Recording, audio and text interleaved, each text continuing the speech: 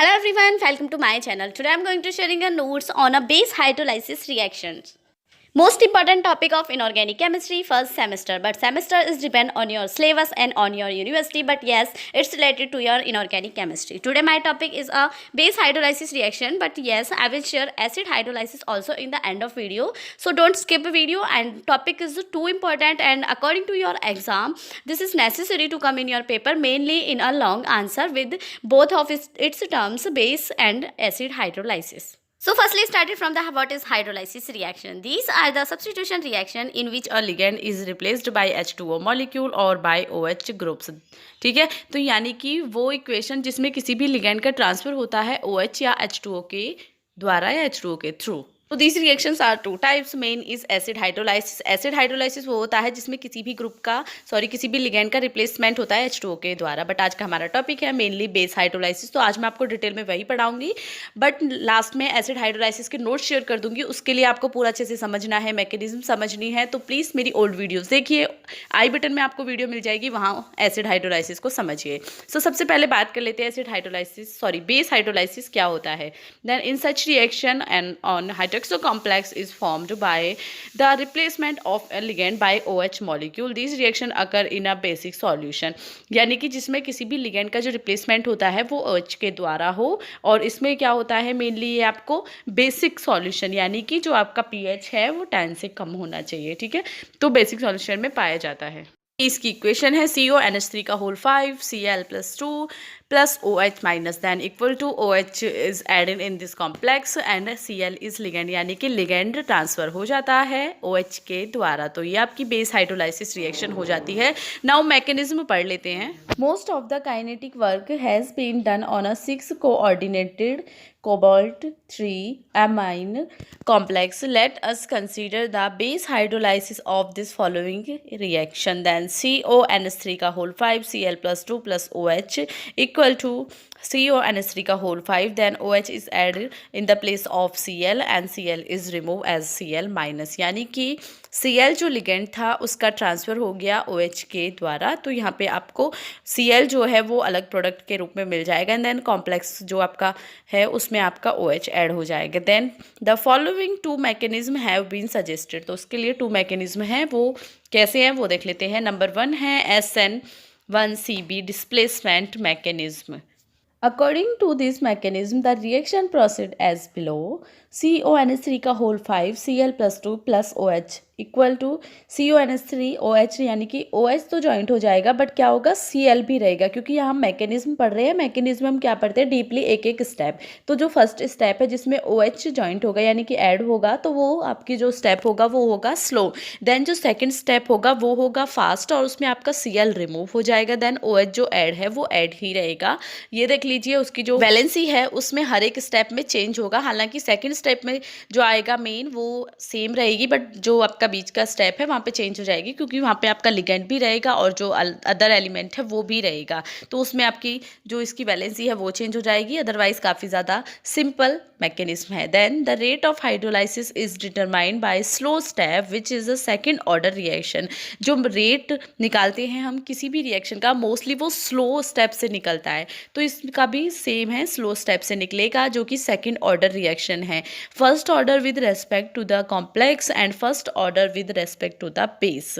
ठीक है, तो देन है रेट ऑफ रिएक्शन हम कैसे निकालेंगे वो. तो rate of reaction equal to K complex and base, यानी कि इससे आप सीधा सीधा देख सकते हो जो ऑर्डर है रिएक्शन का वो सेकंड है, क्योंकि ये कॉम्प्लेक्स पे भी डिपेंड करती है, और जो इसका बेस है रेट ऑफ रिएक्शन वो उस पर भी डिपेंड करता है. तो वो सेकंड ऑर्डर रिएक्शन हो गई है. अब चलते हैं इसकी कुछ लिमिटेशंस देख लेते हैं, क्योंकि क्वेश्चन आपके लिए लॉन्ग में आएगा देखिए मेनली तो, बट आपको दोनों ही देने होते हैं, और अगर आप तरीके से दोगे दोनों एसिड एंड बेस को तो आपका लॉन्ग बहुत अच्छे से बनेगा. तो पहले हम पढ़ लेते हैं SN1CB की मैकेनिज्म. सबसे पहले इसकी SN2CB जो मैकेनिज्म आपने पढ़ी है, जो बाई मिस्टेक जिसे मैंने फर्स्ट बोल दिया था वो SN2CB है, तो उसकी लिमिटेशंस पढ़ लेते हैं कि वो कहाँ काम नहीं करती है. ठीक है, तो मेन है द अब mechanism fails to explain some of the experiment. Observation number first इसका है, फर्स्ट क्या एक ही है.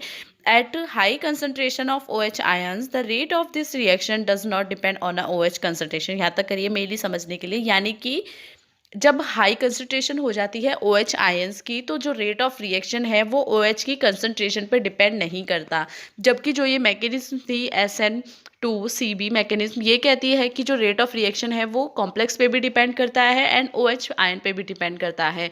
बट जहाँ OH की कंसंट्रेशन, आयंस की कंसंट्रेशन ज़्यादा हो गई, वहाँ ये थ्योरी फेल हो जाती है रेट ऑफ रिएक्शन को बताने में। तो ये इसकी लिमिटेशंस है, वहाँ ये वर्क नहीं करती। अब चलते हैं सेकंड पे, SN1CB mechanism. This mechanism was proposed by Crick. SN1 stand for a substitution nucleophilic unimolecular conjugated base. The main feature of this mechanism are, यानी कि किसने प्रपोज की वो बताया, फुल फॉर्म बताइए। SN की आपको पता होगा केमिस्ट्री पढ़ने वालों को। देन पढ़ लेते हैं इसमें क्या होता है। This complex act as a branched acid and converted into its conjugate base by removing a proton hydrogen from amine group. यानी थ्योरी में जो कॉम्प्लेक्स होता है वो ब्राउनस्टेड एसिड होता है, उसके लिए थ्योरी होती है, उसकी तरह एक्ट करता है। यानी कि ब्राउनस्टेड एसिड का मेन होता था थ्योरी है उनके एसिड और बेस के लिए। तो उनके अकॉर्डिंग जो ब्राउनस्टेड एसिड है वो होते हैं जो किसी भी हाइड्रोजन आयन को निकालते हैं या डोनेट करते हैं, ठीक है। तो वो था, तो इसमें उन्होंने बताया कि उसकी तरह एक्ट करता है, यानी कि हाइड्रोजन आयन को गिव अप करता है। देन गिव अप करने का मीन्स उन्होंने यही बताया कि एमाइन ग्रुप में से हाइड्रोजन को रिमूव कर देता है। जो इसी तरह से वो जब हाइड्रोजन को रिमूव कर देगा तो ब्राउनस्टेड एसिड की तरह काम करेगा। देन इसकी रिएक्शन पढ़ लेते हैं। CONH3 का whole 5 Cl+2 plus OH minus equal NH3 का whole 5 and NH2Cl plus H2O। यानी कि यहाँ आप देखोगे जो NH3 है उसे पहले तो हमने पार्ट्स में डिवाइड करके लिख दिया। देन आप देखो यहाँ पे जो आपका प्रोडक्ट था, यानी कि जो रिएक्टेंट था, वहाँ आप H की क्वांटिटी देखो तो वहाँ H की मल्टीप्लाई 3 में कर दो तो वो 15 था। बट यहाँ पे आप देखो तो H की 3 × 4 कर दो एंड 2 कर दो तो वो यहाँ कितना होगा, 14 हो गया। यानी कि जो एक H यानी कि NH3 से एक H आयन डोनेट हो जाएगा, यानी कि वो H आयन को गिव अप कर देगा, जिससे कि ये ब्राउनस्टेड एसिड की तरह वर्क करेगा। अब देख लेते हैं इसका रेट लॉ कि किस पे डिपेंड करता है। तो K = CbH2O अपॉन CONH3 का होल 5 Cl2 प्लस OH। तो इस का जो टोटल जो आपका कॉम्प्लेक्स निकल के आया, इस पे आपका रेट लॉ डिपेंड करेगा एंड रेट ऑफ रिएक्शन भी इससे पता चलेगी। तो यहाँ पे आपके जो बेस हाइड्रोलाइसिस रिएक्शन थी वो कंप्लीट हो जाती है। अब चलते हैं एसिड हाइड्रोलाइसिस रिएक्शन पे, बहुत ज़्यादा इंपॉर्टेंट टॉपिक है। अगर आपने लास्ट 10 ईयर के इनऑर्गेनिक केमिस्ट्री के पेपर नहीं देखे हैं तो आई बटन चेक कर लेना। कमेंट्स में भी मैं आपको वो लिंक दे दूंगी, जिससे कि आप 10 ईयर के क्वेश्चन पेपर देख के जान सको कि कौन सा टॉपिक इंपॉर्टेंट है और कौन सा नहीं। चलती हूँ सेकंड पे, जो कि है एसिड हाइड्रोलाइसिस। तो देखिए इस पे मैं ऑलरेडी वीडियो बना चुकी हूँ, बहुत अच्छे से समझाया है। तो यहाँ अगर एक वीडियो में दोनों चीज़ें लूँगी तो वीडियो ज़्यादा बड़ी हो जाएगी, उसके लिए आई बटन जरूर चेक कर लेना अगर आपको पूरी वीडियो देखनी है। देन यहाँ पे मैं मैकेनिज्म बता देती हूँ एसिड के हाइड्रोलाइसिस की, जो भी डिटेल थी, जो भी उसके बारे में सब कुछ था, उसकी डेफिनेशन थी, उसके लिए आपको मेरी ओल्ड वीडियो एसिड हाइड्रोलाइसिस पे चेक करनी पड़ेगी। आप सर्च कर सकते हो acid hydrolysis beauty with brain, तो आपको मेरी वीडियो मिल जाएगी। अगेन देन यहाँ पे मैकेनिज्म आप देख सकते हो। Let us consider hydrolysis of CO3 amine complex. तो यानी कि इसका जो रिएक्शन है वो कैसी होती है एसिड हाइड्रोलाइसिस में, वो है ये रिएक्शन CONH3 का होल 5 X2 प्लस H2O। तो यहाँ पे H2 ऐड होता है प्लस X निकल जाता है। H2O जो रिएक्ट करता है वो इन एक्सेस में होता है।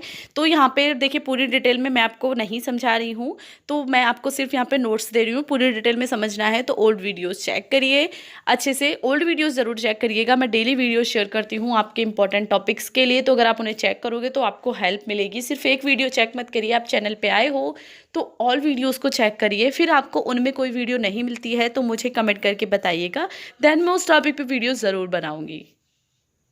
तो यहाँ से आप एसिड हाइड्रोलाइसिस के नोट्स भी ले सकते हो, क्योंकि वहाँ समझाने के, जहाँ मैं समझा रही हूँ अच्छे से, मे भी वहाँ अच्छे से नोट्स आपको ना दिखे हों, तो यहाँ से आप नोट्स को नोट करके अपने लिए नोट्स बना के रख सकते हो। अदरवाइज मेरी वीडियो तो है ही, तो लाइक करके रख दीजिए कि हमेशा आपके पास। सेकंड चीज़, आप लोग कमेंट करते हो कि इस पे टॉपिक पे वीडियो बनाइए, इस टॉपिक पे। तो आप लोगों को अगर जल्दी से जल्दी वीडियो चाहिए तो प्लीज़ अपने फ्रेंड्स क्लासमेट्स के साथ शेयर करें, उनसे कमेंट कराएं। अगर सेम टॉपिक के लिए जितने ज़्यादा लोगों की रिक्वेस्ट आएगी, मैं उस टॉपिक पर पहले वीडियो बनाती हूँ। ये मेरा वीडियो बनाने का तरीका है, जिससे कि ज़्यादा से ज़्यादा लोगों की एक वीडियो से हेल्प हो पाए। तो जितने ज़्यादा लोग किसी एक टॉपिक के लिए रिक्वेस्ट करेंगे, उस टॉपिक पे ही वीडियो आपको नेक्स्ट डे मिल जाएगी। तो आपको अगर जल्दी से वीडियो चाहिए किसी भी टॉपिक पे, तो जल्दी से वीडियो को शेयर कर दीजिए और उनसे कमेंट भी करवाइए। सो देख लीजिए, नोट्स आपको काफ़ी ज़्यादा मिल जाएंगे मेरे चैनल पे beauty with brain. Subscribe, like and share the video.